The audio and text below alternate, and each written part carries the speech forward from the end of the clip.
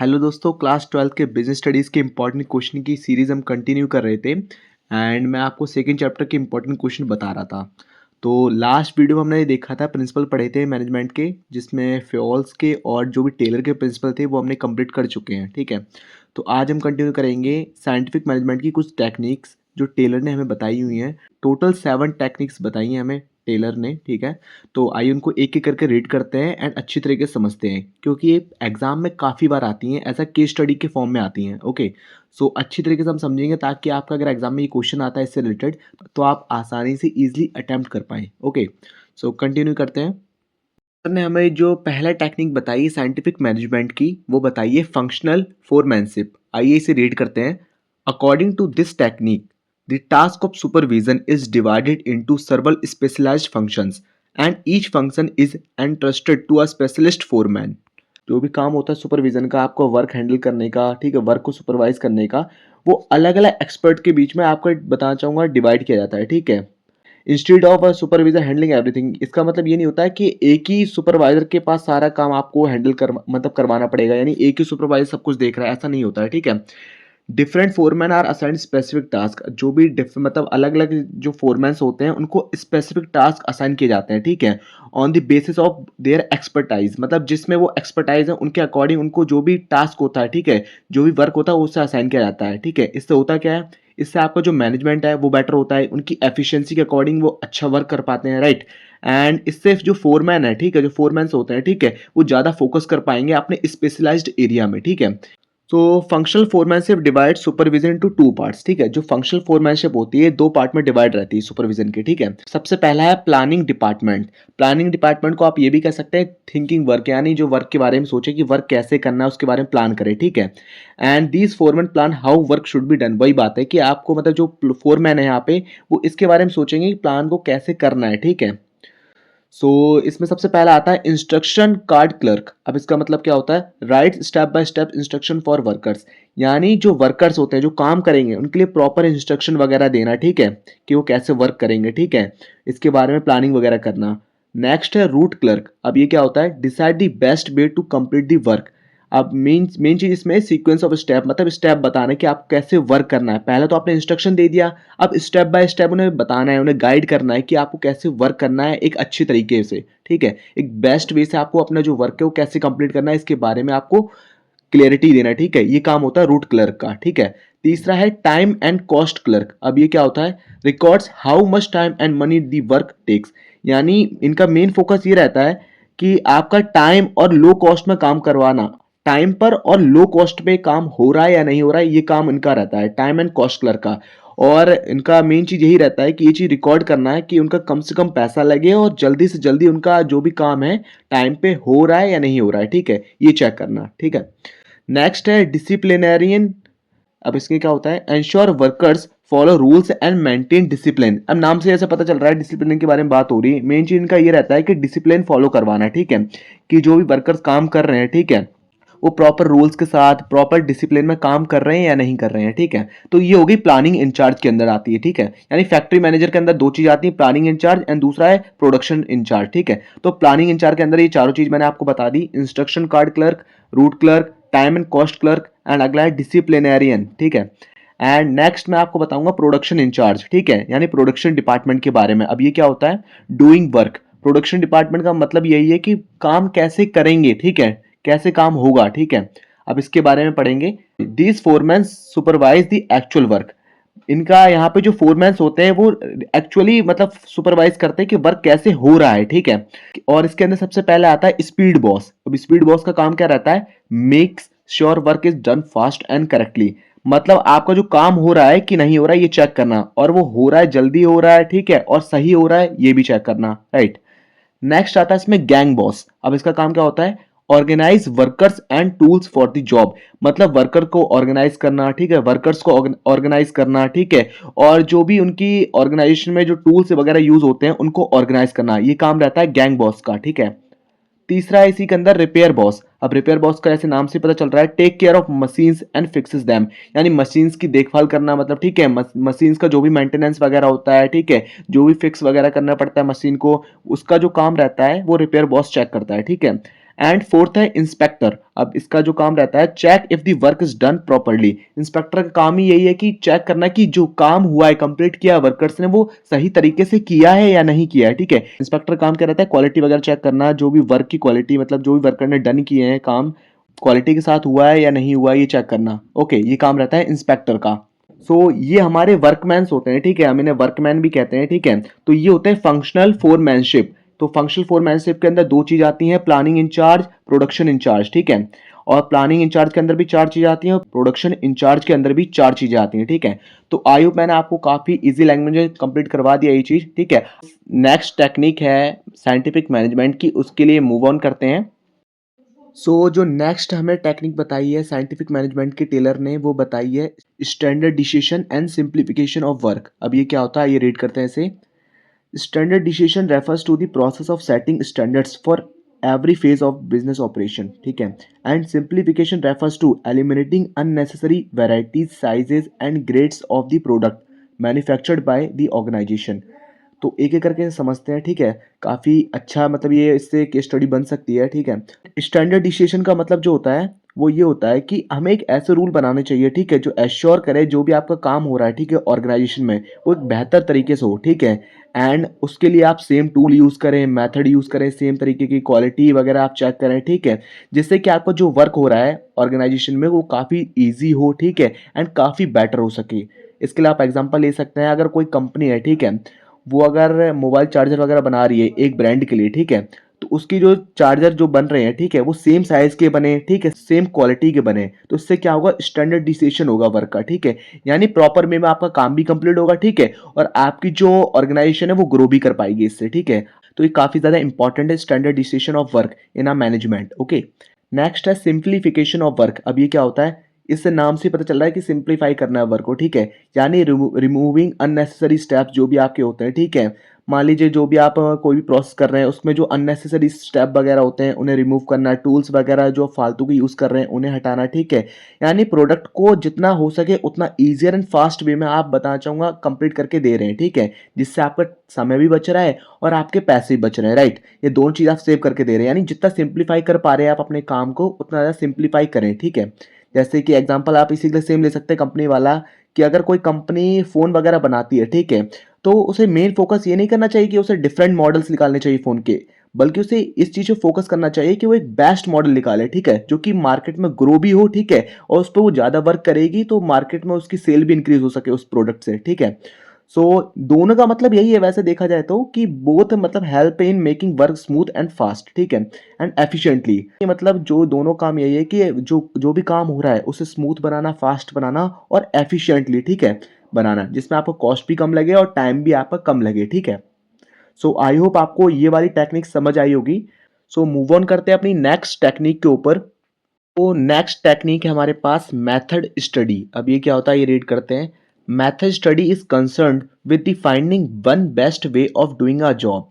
एक ऐसा वे मतलब ढूंढना पड़ेगा, ठीक है, एक ऐसा वे ढूंढना चाहिए, ठीक है, जिससे आपकी जॉब है, ठीक है, वो आप अच्छी तरीके से परफॉर्म कर पाएँ और जिसमें आपका minimise the cost of production, यानी आपका जो प्रोडक्शन कॉस्ट है वो भी आपका कम यूज़ हो। ठीक है, जो भी आपका क्वालिटी हो प्रोडक्ट की और कस्टमर की जो सेटिस्फेक्शन हो वो भी आपकी बनी रहे। ठीक है, आइए इसे दूसरी तरीके से समझते हैं और इसे आसान भाषा में समझते हैं। देखो, सिंपल मतलब यही है कि हमें जो भी हम वर्क कर रहे हैं, ठीक है, जो भी हम जॉब परफॉर्म कर रहे हैं उसके लिए हमें एक बेस्ट वे ढूंढना है। ठीक है, एक इजी वे ढूंढना है अपनी जॉब को परफॉर्म करने के लिए, जिससे आपका समय, आपका जो एफर्ट है और जो आपकी वर्क क्वालिटी है वो तीनों इंप्रूव हो सके। ठीक है, ये नहीं कि आपका समय ज़्यादा लग रहा है, ठीक है, और तब भी आप काम किए जा रहे हैं, तो ये आपके आगे जाकर फ्यूचर में आपको ही परेशानी देगा। ठीक है, आपको समय भी कम लगाना है और आप जितना एफर्ट डाल रहे हैं वो भी रिड्यूस करना है, पर वर्क क्वालिटी घटनी नहीं चाहिए। वर्क क्वालिटी आपकी बढ़नी चाहिए। ठीक है, ये होती है मेथड स्टडी। ठीक है, जैसे आप watching how work is done, आप ये देख सकते हैं कि वर्क कैसे हो रहा है। ठीक है, या फिर आप इसमें रिमूव कर सकते हैं बहुत सारी चीज़ें, जैसे आप बहुत सारे स्टेप अगर हटा दें उस टाइप, मतलब जो भी अपने वर्क से जो यूजलेस हैं, जो भी आपकी जॉब परफॉर्मेंस है वो भी ज़्यादा अच्छी हो सकती है। ठीक है, और जो आप यूज़ कर रहे हैं टूल्स एंड मेथड, वो आप बेटर तरीके से यूज़ करें, ये भी आप इसमें इंप्रूव कर सकते हैं। ठीक है, एग्जाम्पल आप ले सकते हैं, अगर कोई शेफ है, अगर वो जान जाए कि जो वेजिटेबल्स हैं वो कैसे जल्दी वो काट सकता है, ठीक है, तो उसके लिए उसे क्या यूज़ करना पड़ेगा, एक शार्पर नाइफ, यानी एक तेज धार वाली चाकू यूज़ करनी पड़ेगी। राइट, एंड उससे क्या होगा कि वो जल्दी से जल्दी काट पाएगा। पर इसके साथ उसे क्या चाहिए होगा, एक बेटर कटिंग टेक्निक चाहिए होगी, ठीक है। तो उसे दोनों चीज़ पर वर्क करना रहेगा, यानी उसे नाइफ भी चाहिए, यानी टूल भी चाहिए, ठीक है, और टेक्निक भी चाहिए। टेक्निक यानी वही उसके जो एफर्ट्स है, ठीक है, प्रॉपर मेथड चाहिए, प्रॉपर टूल चाहिए, उसके साथ ही वो इम्प्रूव कर पाएगा अपनी जो भी जॉब फंक्शन जो कर रहा है वो, ठीक है, जॉब परफॉर्म कर रहा है उसे तभी वो बेटर कर पाएगा, राइट। एंड इससे क्या होगा, उसका जो वर्क होगा वो फास्टर होगा, ईजियर होगा एंड मोर एफिशिएंट होगा, ठीक है, जिसमें उसका कॉस्ट भी कम लगेगा और उसका जो टाइम है वो भी कम कंज्यूम होगा। तो ये होती है method study. Okay, so next technique है मोशन स्टडी। अब ये क्या होता है, रीड करते हैं। Motion study refers to making through analysis of various motions being performed by a worker while he is doing a particular task। Simple मतलब ये बता रहा है कि अगर कोई वर्कर किसी भी ऑर्गेनाइजेशन में काम करता है, ठीक है, तो उसमें उसके काफ़ी ज़्यादा मूवमेंट होते हैं, ठीक है। तो उसी को जो भी फोकस कर रहा है उसी चीज़ पे हमें बता रहा है, ठीक है। जो भी वो परफॉर्म करता है अपनी परफॉर्मेंस वगैरह कंप्लीट करने के लिए, पर्टिकुलर टास्क वगैरह करने के लिए, तो वो कितनी मूवमेंट करता है, ठीक है, उसके बारे में बताया जा रहा है। उसमें हमें क्या देखना है उस चीज़ के बारे में, अननेसेसरी जो मूवमेंट करता है, ठीक है, उन्हें रिमूव करना है उसकी जॉब से, ठीक है। एंड जिससे क्या होगा, वो अपना वर्क फास्ट कर पाएगा, ठीक है, एंड लेस टायरिंग होगा, मतलब वो कम थकेगा, ठीक है। इससे वो कम भी थकेगा। अगर ज़्यादा मूवमेंट हो रही है उसके वर्क करने के दौरान पे, तो वो जल्दी से थकेगा और उसका जो वर्क होगा वो भी लेट से कंप्लीट हो पाएगा, ठीक है। जो वर्कर्स हैं उन पे ये हमें ये देखना है कि उनके जो मूवमेंट्स हो रही है वो कम से कम हो, ठीक है, जिससे वो अपना काम आसानी से जल्दी समय पर, मतलब आसानी से पूरा कर पाएँ और टाइम पे पूरा कर पाएँ, जिससे वो थकें भी ना, ठीक है। इसके लिए आप एक एग्ज़ाम्पल ले सकते हैं। अगर कोई फैक्ट्री है, ठीक है, वहाँ पे अगर कोई वर्कर है, वो बॉक्स को इधर से उधर रख रहा है, ठीक है, बार-बार रख रहा है, ठीक है, तो इससे क्या होगा, मतलब बार-बार आएगा, बार-बार रखेगा, बार-बार आएगा, बार-बार रखेगा। इससे बढ़िया हम उसके पास ही जो बॉक्स है, ठीक है, जो बॉक्स का कंटेनर वगैरह है, ठीक है, या फिर जिस टेबल पे बॉक्स वगैरह रखे जिससे वो उठा के दूसरे जगह पे ले जा रहा है, ठीक है, वो टेबल को ही उसके पास रख दें, ठीक है, वो टेबल को ही उसके पास रख दें। तो उससे क्या होगा, उसकी जो एनर्जी है वो भी बचेगी और जल्दी से जल्दी वो जो उसकी स्पीड है वो भी इंक्रीज़ होगी, तो जल्दी से जल्दी वो वर्क भी अपना कंप्लीट कर पाएगा। तो मोशन स्टडीज़ हेल्प क्या करता है, reducing effort and increasing efficiency, ठीक है, टाइम भी बचाता है, ठीक है, और उसके जो मतलब जो भी आपके एम्प्लॉयज़ हैं, जो भी आपके वर्कर्स हैं, उनके एफर्ट्स को भी बचाता है। तो टेलर ने हमें काफ़ी अच्छा मेथड बताया मोशन स्टडी का। ओके, सो आई होप आपको क्लियर होगा। सो नेक्स्ट हमारे पास जो है टेक्निक वो है टाइम स्टडी। आइए इसे रीड करते हैं। Time study refers to a technique which is use to determine the standard time taken by a workman of reasonable skills and ability to perform a well defined job. Simple इसका मतलब यही है कि time study क्या बताता है कि कितना समय लग रहा है एक वर्कर को एक काम करने में प्रॉपरली और क्विकली, यानी जितनी जल्दी वो कर सके, ठीक है, वो उसे कितना समय लग रहा है प्रॉपर का मतलब एक टास्क को कंप्लीट करने में, ठीक है, ये फाइंड करना होता है, ठीक है। और ये कैसे फाइंड कर सकते हैं, हम ऐसे फाइंड कर सकते हैं, अगर कोई वर्कर काम कंप्लीट कर रहा है अपना, ठीक है, तो हम उसमें ये चेक कर सकते हैं उसको कितना समय लग रहा है, ठीक है, उसका मेजर कर सकते हैं टाइम, उसने कितना मतलब समय लिया एक टास्क को कंप्लीट करने के लिए, ठीक है। और उसमें हम ये भी देख सकते हैं कि उसका जो बेस्ट टाइम है उसने कितनी जल्दी उस वर्क को कंप्लीट किया विदाउट वेस्टिंग द टाइम, कि उसने जो बेस्ट टाइम अपना यूज़ किया है उस वर्क को कंप्लीट करने में वो कितना किया है, ठीक है। एंड वही जो टाइम उसने यूज़ किया है, ठीक है, यानी वो उतना ही मतलब एवरेज वो सबके लिए हम सेट कर सकते हैं, यानी setting a standard time for everyone हम वही सेट कर सकते हैं। अगर कोई वर्कर है, ठीक है, कि उसको इतना समय लगता है तो वो हम उस सबके लिए कर सकते हैं स्टैंडर्ड टाइम सेट, कि इतना मतलब इस वर्क को करने के लिए इतना ही वर्क लग मतलब इतना ही समय लगेगा। अगर ये वर्क अगर एक एम्प्लॉई एक वर्कर इतनी देर में कर रहा है, जितने भी अदर वर्कर हैं वो भी इतने समय में कर सकते हैं, यानी एक स्टैंडर्ड टाइम हमने सेट कर दिया सभी के लिए, राइट। तो इससे हम टाइम स्टडी से हमें ये चीज़ पता चलती है। मैं इसे आपको एक बेटर एग्जांपल की मदद से आपको समझा देता हूँ जिससे आपको ज़्यादा क्लैरिटी मिलेगी। तो मान लीजिए अगर कोई फैक्ट्री है, ठीक है, जो कि टी-शर्ट वगैरह बनाती है, शर्ट वगैरह बनाती है, ठीक है। तो वहाँ पे अगर एक वर्कर है जो कि एक शर्ट बनाने में 10 मिनट्स लगाता है, ठीक है, 10 मिनट लगाता है एक शर्ट बनाने में, ठीक है। तो हम ये सेट कर सकते हैं कि एक शर्ट का जो स्टैंडर्ड टाइम होगा, शर्ट मेकिंग का जो टाइम होगा, वो स्टैंडर्ड टाइम जो होगा वो सबके लिए 10 मिनट्स ही होगा। अगर एक वर्कर 10 मिनट्स में बना लेता है तो सब भी 10 मिनट्स को ही फॉलो करेंगे, 10 मिनट्स के अंदर उन्हें ये वर्क डन करना ही पड़ेगा, ठीक है। तो टाइम स्टडी हेल्प क्या करता है हमें, इंप्रूविंग स्पीड, यानी स्पीड बढ़ाने में मदद करता है, ठीक है, एंड एफिशिएंसी यानी आपका टाइम बचाने में मदद करता है, ठीक है, और आपका कॉस्ट भी बचेगा। अगर आपका टाइम बचा रहे हैं तो आपका कॉस्ट भी डेफिनेटली बचेगा, राइट। तो ये होता है time study. Okay, so next हमारे पास जो टेक्निक है वो है फटीग स्टडी। अब ये क्या होता है, आइए रीड करते हैं इसे। Fatigue study refers to determining the amount and frequency of rest intervals required in completing a task. मतलब यही है कि हमें ये चीज़ डिटरमाइन करनी है कि उन्हें कितना रेस्ट देना चाहिए, ठीक है? अगर वो कोई टास्क कर रहे हैं, एक टास्क को कोई कंप्लीट कर रहे हैं, तो उन्हें कितना समय मतलब उन्हें ब्रेक देना चाहिए, कितना उन्हें रिक्वायर्ड रहता है, ठीक है? जिससे वो ऐसा फ़ील ना करें कि वो थके हुए हैं, ठीक है? तो यही चीज़ मेन चीज़ फ़ोकस है कि जो वर्कर है, हमें वो चेक करना है कि वो मतलब थके हुए हैं, ठीक है? तो उनका जो भी टायर्डनेस है, ठीक है? उन्हें रिड्यूस करना है, ठीक है? जिससे कि वो काफ़ी अच्छा वर्क कर पाएँ, बेटर वर्क कर पाएँ, ठीक है? एंड वो क्यों थके हुए हैं ये भी रीज़न पता करना है, ठीक है? एंड इसमें आप ये देख सकते हैं कि अगर उन्हें प्रॉपर ब्रेक देंगे, ठीक है? टाइम टू टाइम रेस्ट देंगे, तो उनकी जो वर्किंग कंडीशन है वो भी इम्प्रूव होगी, ठीक है? एंड उनके लिए हम ये कर सकते हैं बेटर चेयर्स, लाइटिंग वगैरह, एयर वगैरह का इंतज़ाम कर सकते हैं जिससे उनकी जो वर्किंग कंडीशन है जहाँ पे वो काम कर रहे हैं, वो अगर इम्प्रूव होगी तो डेफ़िनेटली वो ज़्यादा थकेंगे नहीं, ज़्यादा टायर्डनेस फ़ील नहीं करेंगे, राइट? इसमें आप एक एग्ज़ाम्पल ले सकते हैं, अगर एक फैक्ट्री में वर्कर्स थक जाते हैं लगातार 3 घंटे काम करने के बाद, तो कंपनी को वहाँ पे 10 मिनट का ब्रेक देना चाहिए हर 2 घंटे के बाद काम करवाने के, जिससे कि वो थकेंगे नहीं और उनकी जो एफिशिएंसी है, ठीक है? वो इंक्रीज़ होगी और वो बेटर तरीके से वर्क परफ़ॉर्म कर पाएँगे, ठीक है? तो ये जो टेक्नीक है फटीग स्टडी, ये हमें ये चीज़ बताती है कि हमें फाइंड आउट करना है कि जो वर्कर हैं ज़्यादा फ़ील टायर्ड ना करें, ठीक है? उनका जो टायर्डनेस है वो उसे रिड्यूस करना है, ठीक है? जिससे कि वो वर्क बेटर परफ़ॉर्म कर पाएँ। तो ये होती है fatigue study. So move on करते हैं नेक्स्ट पे। सो नेक्स्ट है हमारा लास्ट जो टेक्निक है जो कि टेलर ने बताई है वो है डिफरेंशियल पीस वेज सिस्टम। आइए इसे रीड करते हैं। Differential piece wage refers to a system in which efficient and inefficient workers are paid at different rates. अब इसमें क्या होता है इसको मैं आप आसानी से समझा देता हूँ। देखिए इसमें दो वेज रेट होते हैं आपके, ठीक है? सबसे पहली बात तो ये होता क्या है मैं पहले आपको ये समझा देता हूँ, पीस बेस सिस्टम क्या होता है, ठीक है? यानी जो वर्कर को जो भी हम पेड कर रहे हैं, ठीक है? ठीक है? जो भी पेड करेंगे, वो उस हिसाब से पे करेंगे जिस हिसाब से उन्होंने जो पीसेज़ हैं, यानी जो भी उन्होंने प्रोडक्ट बनाए हैं, उस हिसाब से हम पे करेंगे। जो भी उन्होंने टारगेट उन्हें मिले हैं, अगर वो उन्होंने अचीव किए हैं, उस हिसाब से उन्हें पैसे दिए जाएँगे, ठीक है? या फिर उन्हें जो भी उनका वेज सिस्टम उस हिसाब से उन्हें पैसे मिलते हैं, ठीक है? ये भी कह सकते हैं आप कि more pieces is equal to more money. More pieces is equal to more money, यानी ज़्यादा काम ज़्यादा पैसा, ठीक है? एंड इसमें दो टाइप होते हैं आपके। सबसे पहला होता है स्ट्रेट पीस वेज सिस्टम। अब ये क्या होता है, यानी जो आपका अमाउंट रहता है वो फिक्स रहता है एज पर पीस, यानी जितनी आपने पीस बनाई है उस हिसाब से जो भी आपका अमाउंट रहेगा वो फिक्स्ड रहेगा। अगर एक वर्कर है उसे 10 रुपये मिलते हैं एक प्रोडक्ट बनाने के लिए, ठीक है? तो अगर उसने 50 प्रोडक्ट बना लिए तो उसे टोटली 500 रुपये मिलते हैं, ठीक है?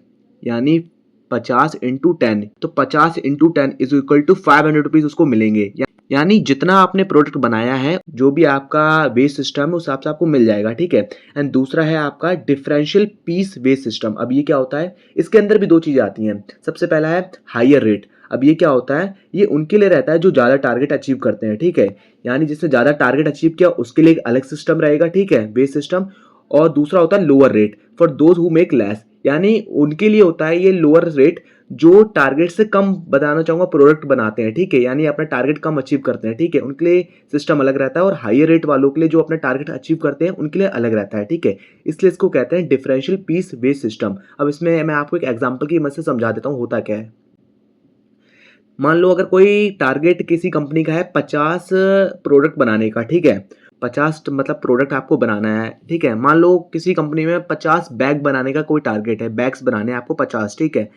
पर एम्प्लॉय बनाएगा 50 बैग। अगर उसमें से किसी एक एम्प्लॉय ने 60 बैग बना लिए तो उसका जो पीस वे सिस्टम रहेगा वो रहेगा 60 बैग के हिसाब से 12 पर बैग रुपीज़, यानी यानी उसका जो 12 रुपीज़ के हिसाब से रहेगा। अगर उसने 50 से ज़्यादा बनाए, 50 से 50 से ज़्यादा बनाए, तो उसको जो अमाउंट मिलेगा वो मिलेगा पर बैग के हिसाब से 12 रुपये, ठीक है? यानी अगर उसने 60 बनाए हैं तो उस हिसाब से उसको मिलेगा, ठीक है? यानी अगर टारगेट अचीव किया या उससे ज़्यादा किया तो उसे पर बैग के हिसाब से 12 रुपये मिलेंगे, ठीक है? एंड वही बात की जाए किसी ऐसे एम्प्लॉय की जिसने टारगेट अचीव नहीं कर पाया है, ठीक है? यानी 50 से कम ही बनाया है, 49 उससे कम बनाया है, ठीक है? तो उसको जो मिलेगा पर बैग के हिसाब से वो मिलेगा मात्र 8 रुपये, ठीक है? यानी 8 रुपीज़ के हिसाब से उसकी जो कैलकुलेशन होगी, जो भी उसका पीस बेस सिस्टम होगा वो हिसाब से कैलकुलेट होगा। तो इसलिए इसका नाम है डिफरेंशियल पीस बेस सिस्टम। इससे होगा क्या, अगर जो अपना टारगेट अचीव करेगा उसे ज़्यादा इसमें मतलब पैसे मिलेंगे, यानी इंसेंटिव मिलेगा, ये भी कह सकते हो, ठीक है? और अगर जो टारगेट अपना अचीव नहीं करेगा उसे कम मिलेंगे पैसे, ठीक है? यानी वही हो गया, यानी 2 सिस्टम चलते हैं हमारे, ठीक है? एक मैनेजमेंट में, एक ऑर्गेनाइजेशन में 2 सिस्टम हो सकते हैं। स्ट्रेट पीस बेस्ड सिस्टम जहाँ पे आपका जो अमाउंट रहेगा, जो भी पीस बनाने का वो फिक्स्ड रहेगा, ठीक है? यानी अगर आपने 50 बनाए हैं तो भी आपको पर प्रोडक्ट के हिसाब से ₹10 मिलेंगे, और अगर आपने 1 बनाया है तो भी आपको पर प्रोडक्ट के हिसाब से ₹10 मिलेंगे। और डिफरेंशियल पीस बेस्ड सिस्टम में क्या रहेगा, हाई रेट के हिसाब से, यानी आपने जितना ज़्यादा बनाया उस हिसाब से आपका जो भी पीस बेस्ड सिस्टम रहेगा आपको उसका अकॉर्डिंग मिलेगा। और अगर आपने टारगेट से कम बनाया है तो उस हिसाब से आपका जो भी पीस बेस्ड सिस्टम रहेगा, यानी आपका मान लीजिए 40 के हिसाब से अगर आपने 40 बना लिए, मान लीजिए 50 का टारगेट था, तो आपका जो भी पर बैग का मिलेगा मात्र ₹8 मिलेगा। और अगर आपने टारगेट से ज़्यादा अचीव किया है तो आपको ₹12 पर बैग मिलेगा। ओके, तो ये होता है आपका डिफरेंशियल पीस बेस्ड सिस्टम। तो ये थी आपकी 7 टेक्निक्स, ठीक है, जो कि साइंटिफिक मैनेजमेंट में हमें टेलर ने बताई थी, ठीक है। सो आई होप आपको ये क्लियर होंगी, ठीक है, एंड आप इन्हें अच्छी तरीके से समझ लीजिए, ठीक है। एंड मैंने आपको इस चैप्टर में सिर्फ टेलर्स की सारी टेक्निक्स पढ़ाई हैं, ठीक है। एंड अगर आपको इनमें से किसी भी चीज़ में डाउट आता है या फिर कोई चीज़ समझ में नहीं आती है, ठीक है, तो आप कमेंट कीजिएगा, मैं आपको कमेंट में ही आपको आंसर कर दूंगा पिन, ठीक है। देन आफ्टर अगर कोई भी प्रॉब्लम आती है, ठीक है, आप मुझे कमेंट कीजिए, मैं आपको दोबारा से वीडियो बना के भी बता दूंगा। ओके, सो फ्रेंड्स मिलते हैं नेक्स्ट चैप्टर के साथ, ठीक है। इस चैप्टर में बस इतना ही, ठीक है। एंड अगर आपने ये चैप्टर के इंपॉर्टेंट इतनी ही पढ़ लिए सिर्फ, तो आपको इससे ज़्यादा एग्जाम में बाहर कुछ और देखने को नहीं मिलेगा, क्योंकि इसी से सबसे ज़्यादा केस स्टडीज़ वगैरह बनती है, क्वेश्चन वगैरह जो भी डायरेक्ट आते हैं वो इसी से आते हैं, ठीक है। सो मिलते हैं नेक्स्ट वीडियो में, तब तक के लिए बाय।